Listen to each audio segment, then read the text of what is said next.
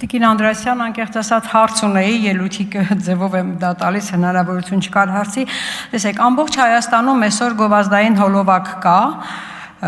գովազդային վահանակներ։ 107,000 երեխա սովորում է նորակառույց դպրոցում։ Հիմա ես ուզում եմ, որ դուք ճշտեք, դա արդեն որպես փաստ արձանագրված, թե խոստում նախընտրական, որովհետև նորակառույց դպրոցները, այն 102 դպրոցը, որոնք հիմնանորոգվել են, վերանորոգվել են, նորակառուցվել են, այդ ցանկը ես ձեզնից ստացել եմ, եւ այդ ցանկի յուրաքանչյուր դպրոցից հատ-հատ ճշտելով, իրենց աշակերտների քանակը, այդ քանակը 31677 է։ Բնական է, կարող է պլյուս-մինուս լինել ինչ-որ միտեղ, բայց ուզում եմ հասկանալ, եթե